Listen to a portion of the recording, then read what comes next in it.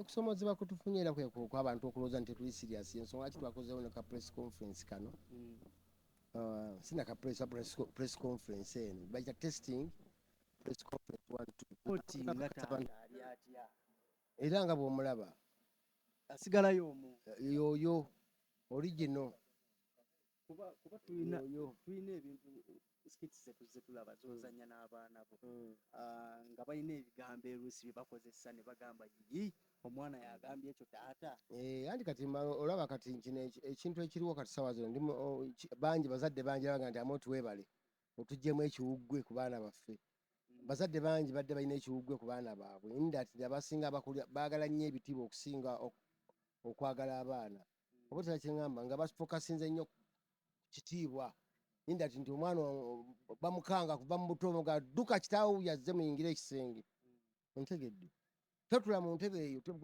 kitawajja kuja otegeera nga kuwalabulabuwalabuzi buli kaseera naye ati essaawa zino abazadde batandise okwagala abaana baabwe batandise okubeera open eri bo okitegedde kubanga abaana kyobula nti abazadde abaana bafuna nnyo abaana bazaala nnyo mu myaka 13 12 kuba baali tebamanyi kikola ki yeesanga afunidde olubuto kuba omuzadde amutya naye kati osobola n'oteesa n'omwana n'agamba nti waliwo omudiribada gwe nkoze ki gwenjagala nange Amooti kyensooka okukusaba kwolwo olunaku solo eri bannange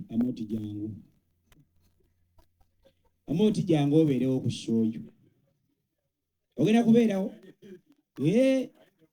ayinza okujja ku saa 6 n'abuuza abange esheri luddawa Amooti musanze nansana mbadde nzija okubida amasimu liitiriti musanze nansana mujjaamu kati nga yali eri wabbali apakinze nemukubira engombe agamba muzeeyi tugenda ku press conference yo nambuuza eriwa kuuma nga kamala okusooka otwala amatooke waka nkomeoye alina ddula ndooza n'alyoka akola ki n'alyoka ajja Ssenyuka TV esemanga 13 kuuma showgrounds ekuleetedde emyaka 25 egy'Amooti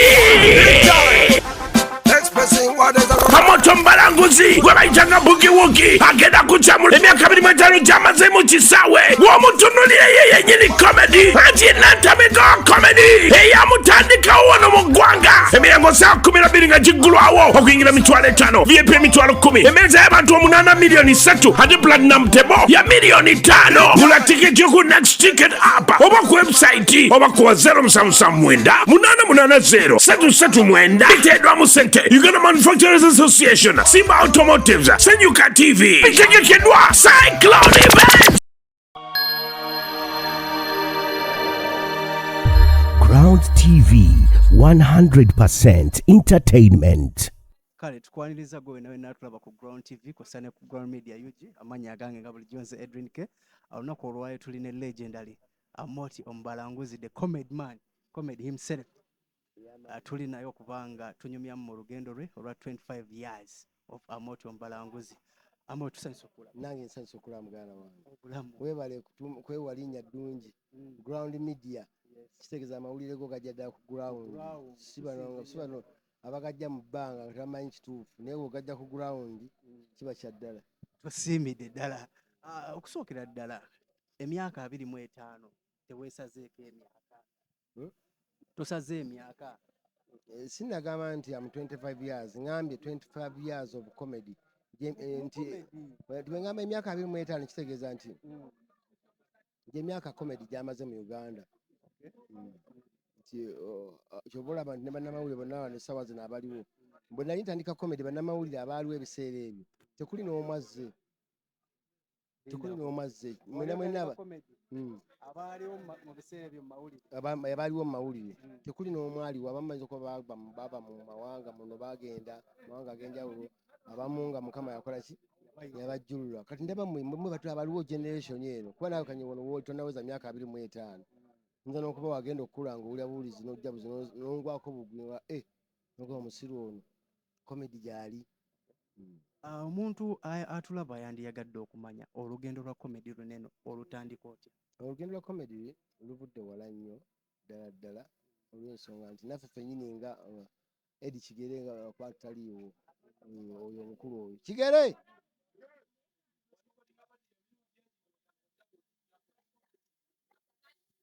nga kigere bwajja kigero tusembere wano.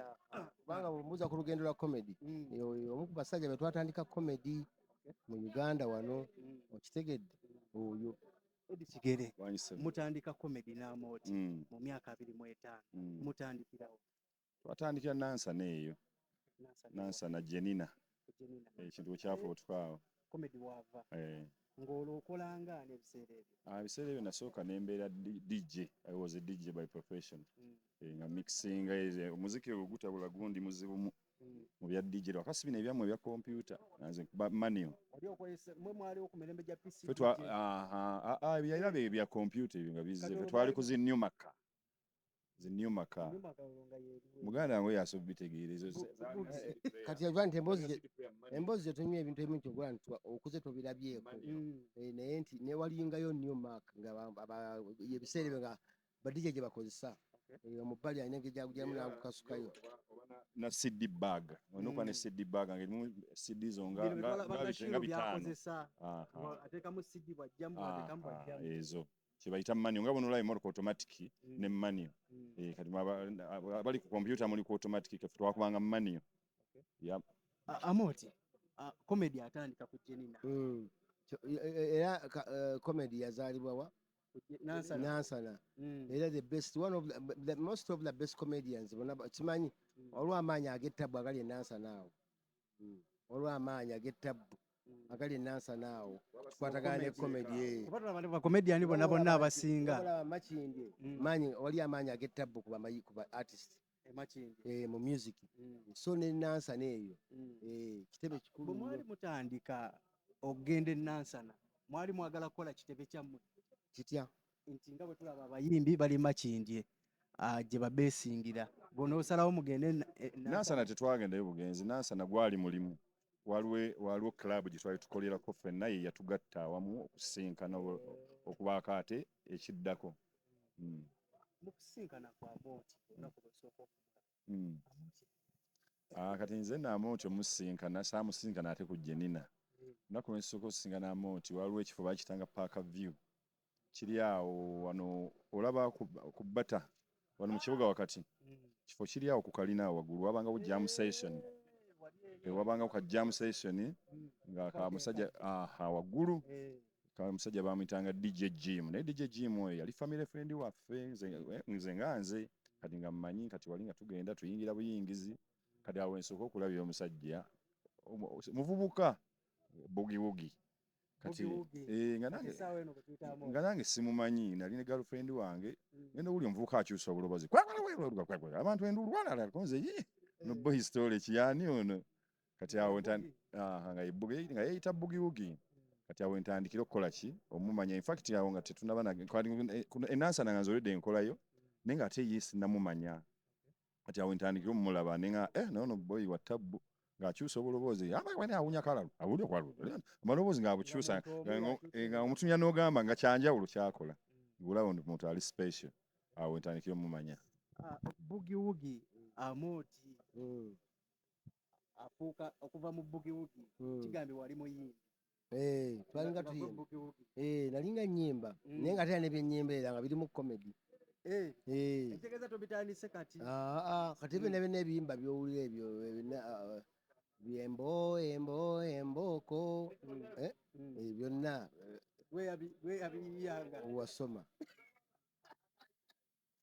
gwe eyatuula n'owandiika akayimba ka Master Blaster akayimba ka Master Blaster Master Blaster kati abaana bangi kati kabagambe nti abaana bangi abayisemu amalula mbadde mutamanyi bangi kati ate ne Master Blaster oluyimba ate yalimala kubala wulya kulira gundi ng'aluyimba n'omwana akola ku Galaxy agira bwati litojjo twaluyimbanga kugenda nga freestyle ne bano nga batabani baffe nabo mwe bali kuba litojjo ate kugenda ate teyaliyo litojjo ate twamusiŋŋanuza bwayise mabegako okitegeera kati litojjo ate yaluwulya tuluyimba wano najja nankumbi waliwo ebbala bagitanga sax pub kati bwagenda n'aluyimba ate nooli Master Blaster naye n'agenda mu studio ekitegeeza Master Blaster ye yabba oluyimba lwa litojjo bonna babba oluyimba lwaffe mu bufunze tukitwale bwe tuti babba oluyimba lw'amalula lwaki gambye nti jane ebadde mpanvu nti abantu bangi bembadde mutasuubira kuba nti bayitako mu amalula n'abayimbi basangire bagamba naliko mu amalula ng'osanga kenzo eragamba nti naliko mu amalula stapu wanatoolo bangi nnyo saala shoti teri atayitako mu amalula naye nti komedi gy'okutandika nansana tugirina naye yatandika nga tunagufuula mulimu wabula twesanga bwe kati nga tujyaminga abayimbi bajja abato bayimba then ate awo waviiramu ekyo mukyava naye ngaokusinga idea yali ya mukulu oyo gambe nali DJ nga nebyakatemba sibimanyi bulungi naye kati ye already yali nga munnakatemba already omulabi ye buli kyakola nga kirimu katemba. Amooti muvudde ku jenina otandise niwa okulaki eno nyamala production oba ogamba amalula family twatandika nze Edi Kigere omugenzi Pade Bitama twasooka kubeera basatu then after some time tugattibwako Mese amanya ge amatuufu ye Mpiro Nicholas bamwetanga lya Mese ebiseera yali DJ naye mubaala bagiyitanga naye kati yavaawo ku kotoli awo komedi ono bwetuba tugamba nti ozze omutambuza mukoze komedi ew'enjawulo muzanye skits ez'enjawulo ki kyosinga okwenyumiriza ez'ettabbu n'olundi okwini gwe yajja eno ntuyiye akama kacyogamu ng'ogyeko akabadi k'omwaka okukola akama kacyogamu wa kwini yali ajja poliisi erina okuyita tuginnyonnyola ebikiyo tugenda ozanya tubawa script yaffe naye okukosa gitwawa script yali yanjawulo si ate si etwazanya wabula ate betwazanya ku stage tulinganga abasubira ebinaabaawo era twagenda okuggwa nga twali tusubira ebinaabaawo era byebyabaawo wali osuubira ebigendo kitegeeza nti bye mwazanya bye mwali musuubira ebigenda okuvaawo nga bwebaga nti kati emmotoka zino zebategese zigenda okufuna kwini kwolwo olunaku omuntu ate n'aleeta emmotoka ndala neze mwali musuubira noga nti bano abagenyi bagenda kusula mu woteeri eno kana nga ate omuntu bamukute mu woteeri ebikiipako nga bintu enjawulo yali ya ttabbu nnyo mu biseera ebyo twakubanga nnyo enjawulo naye twabizannya okitegeeza igwe walaba nti okujja kwa kwini kugenda beeramu enguzi nnyingi ensasagge yali amaanyi omwana ow'ensangi zino atamanyi kujja kwa kwini osobola musigira kifaananyi kati essaawa zino ebintu byanguwa nti omuntu ati sasobola n'ogenda ku intaneti nanoonya akama kacyogamu nasobola okukagwako simanyi gyebiri ebintu ebisinga gyebiri ku intaneti tuli mu lugendo lwa myaka 25 olwa komedi n'omukulu Amooti Amooti tukuze tukulaba ng'okola ebintu amalwa production tuzze tukulaba okola ebintu eby'enjawulo nga byo byanjawulo ku balala buli comedian akwenyumirizaamu ki ekikufudde ow'enjawulo nga gwe Amooti nze nja kusooka ndoza njagamba baana kunnyonnyola njagala ndoza Katonda mwebaza okubanga yampa ekitone ekyo ate nampa mwebaza okuba nti yampa okuba yateetanze naga atandika ekintu kino abaana bange buli omu afune kyakola kyalya bwengamba abaana bange bakomedians bonna okitegedde kati mulimu kitegeeza nti era ekyo ekintu okukitandika omuntu atandise ekintu abawanjawulomukko ontega kyenjogerako abawanjawulomukko kummwe abamusanzeewo you get the point tigwe osobola okuba nga muzaddewo tosobola kusinga muzaddewo obukulu kitegeeza nti aba bamanyi biba bingi gwe ate betanakola ki gwe betanakumanya so olina okuba nga omugoberera obeeko bw'olina bw'oba nakyo omukopyeko ne kikolera nabo bakufunamu obwesige. Ontega kyenjogerako bakufunamu obwesige nti ekkuba omusajja lyagoberedde tetugoberera naffe litufudde ekituli. Amooti nga tukyali ku lugendo lw'emyaka 25 gino eno, buli muntu aba n'ebisoomoozebwa byayiseemu. Okusomoozebwa kutufunye era kw'abantu okulowooza nti tuli serious. Ensonga lwaki twakozeewo ne ka press conference kano, sina ka press conference eno bayita testing press conference. Amooti, tukyali ku lugendo luno lw'emyaka 25. Twagala okumanya buli muntu akola omulimu naye gubaamu ebisoomozebwa. Ebisoomozebwa kibyolabye mu komedi? Ebisoomozebwa bingi. Edi Kigere asooka kuweeyo ku bimu ku bisoomozebwa bitusanze. Edi ya bisingo ebisoomozebwa bingi. Kati olaba komedi ono wali olwaleero naye komedi omumanyisa abantu nakyo nawe lwali lugendo luwanvu abantu okutegeera nti komedi kuba adda waalingawo ekintu kye baayitanga kaliyoke. Kati kaliyoke era infact n'abaluuna leero tebannakitegeera bulungi. Kaliyoke wedda waalingawo mashini ekasuka ebigambo ku screen kati nga muyitamu gundi twaka yokka. Kati omwana n'ayimbirako naye nga byaddala nga bayimba byaddala. Ayimba biki? Bigambo nga bye twakolanga ku weevu. Kano wagenda wajjawo ate gundi omuyaga okumayiminga. Miming kwe kuddira oluyimba lwa Amooti olumina nawe n'oluyimbira mujasinga gwegenya namumwa. Okitegedde? Ekyo ne kijjawo kati kya confusinga nnyo abantu nga tebaawula ekintu ekyo nga tebakyawula. Era naffe okuzoga mugenda wali kaliyoke abamu tebabitegeera.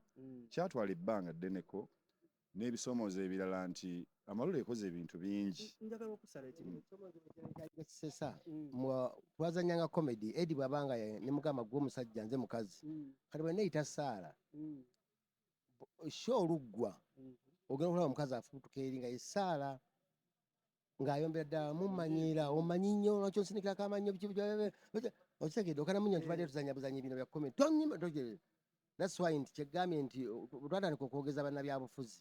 Omuntu gwe twasooka okwogeza yali meeya Sebaana. Era naye ni kimu kyankalanya nga alina okutwala mu kkooti. Kati agenda okujja abakulu banne bamugamba nedda eyo komedi totwala baana mu kkooti, ensi gyekola ki gyeraga. Ate agenda okulaba tutandise okwogeza ki President Museveni naye tumwogeza onfuna. Kati n'agenda ng'akola ki asala mpola mpola. Ate okulaba waliwo omusajja yava eyo bamutanga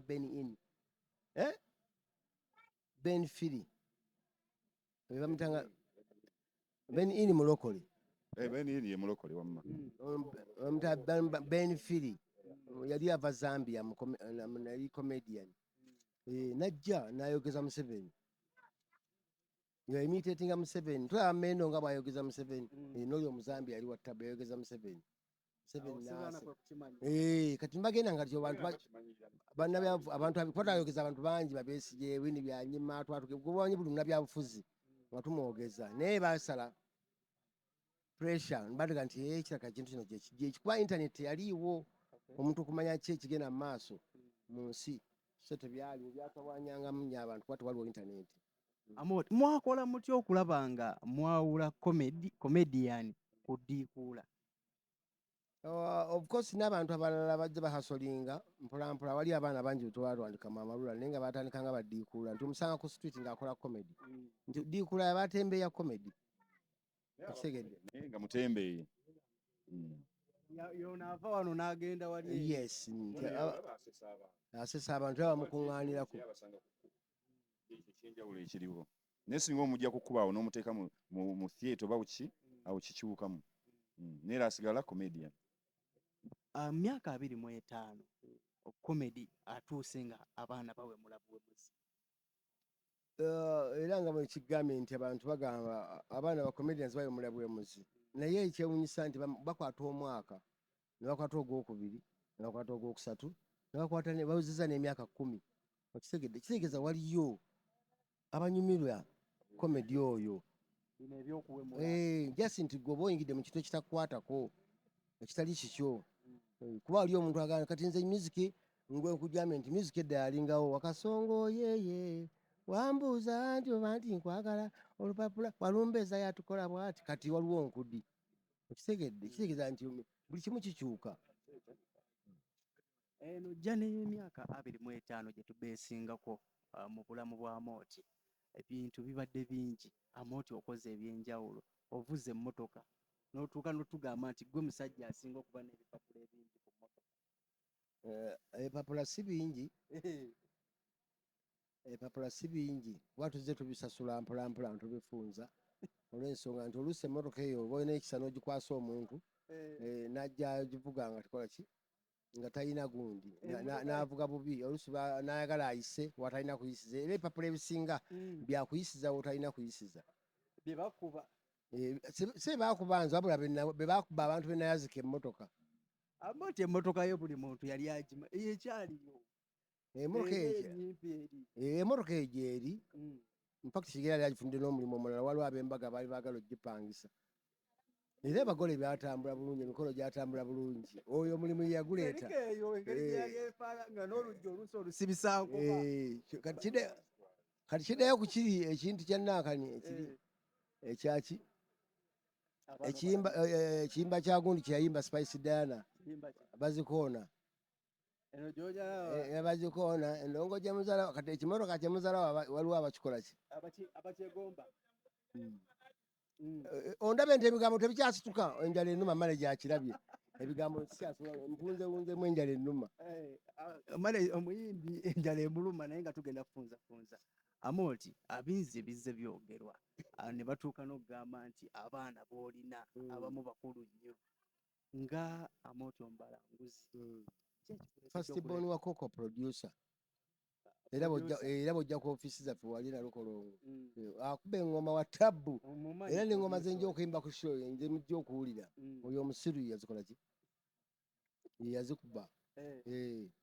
Nga tuvudde mu komedi ono Amooti nga tukyali ku nsonga y'abaana tuzze tulaba ebigambibwa. Maama Fina we yavaayo n'agamba nti muwalawo Coco mukulu. Era byonna nga bw'obiwulidde ekibona nagamba mujje ngambye abantu bajje nga 13 bategeere ekituufu kuba Coco Maama Fina si yamuzaala. Okitegedde naye baba alinayo buyino bwe gwagala nti omwana oyo mukulu aba yansinga obukulu naye aba naye n'ensonga ze. Okitegedde naye kati ku olwo tugenda otegeera ekituufu. Mu myaka 25 gino gye celebrating tuzze tulaba okoze ebintu ebyenjawulo. Tusuubire okutulaga kweza achievements ng'emmotoka ez'akabenje z'oyogerako yuzi twalabye olonkinga n'emmotoka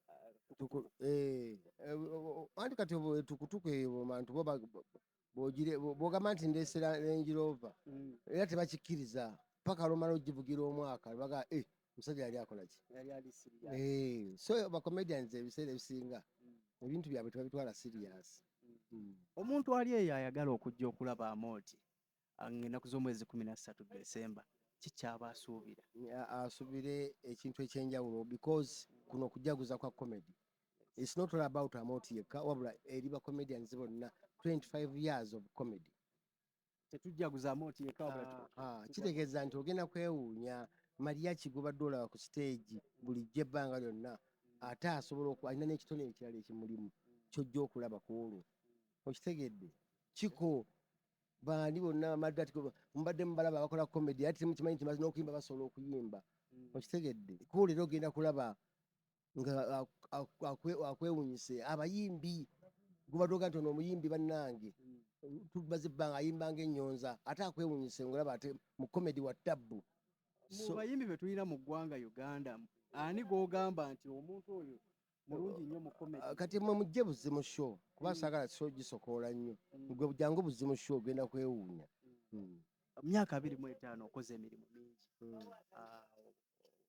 Radio presenter, MC, comedian, bingi, musician. Yes. Era ennyimba nnyingi zojja okulaba zimu tubali tozirabangako because zimu tuba tozimanyi mannya naye bw'oba otutegeddeko amannya ogamba ddala abasajja bano Musinziira ku abasajja bano balina ky'okulonda talent. title zammwe ez'ennyimba. Tusinziira ku bantu kye baagala ate nti twagala nnyo okwebuzaabuza okitegedde okwebuzaabuza abantu bayimbidde emyaka 6 oba 5 nga kwebuzaabuza okitegedde ndoleyo omwana wange maama nfudde anani nanyamba ojinga kati bayita wala ate generation eno teyagala kuyita wala eyagala direct gikube direct bannange oyaye kajimu yanguwa okuba emmese ebyo eby'okwebuzaabuza kati bino bya ddala enkudi okitegedde bya ddala. Edi Kigere oyimba tooyi. Tooyi Ebigambo bino totya biboggolawo. kakati gwe omanyi muddira amazima ne mugakweka. Tooyi ogimanyi oba togimanyi? Mbuuza ggwe. Kale ogambako Ngamba tooyi ogimanyi oba togimanyi? tooyi ngimanyi. era osobola okumala ennaku 3 nga togenze mu tooyi. Kiba kizibu. Leero olina pulaani egendayo oba tojja gendayo? Pulaani weeri. Kati ongamba otya mu kibi? Kiba kitya ekibi? Tooyi nkulu nnyo kubanga tooyi ku mulimu gy'okolya waliyo tooyi bateriiyo. Gyeri. Singa bateriiwo babakkiriza osigala nga mukola oba? Oyinza n'otuyimiriza. Lwaki babayimiriza? Kitegeeza ya mugaso.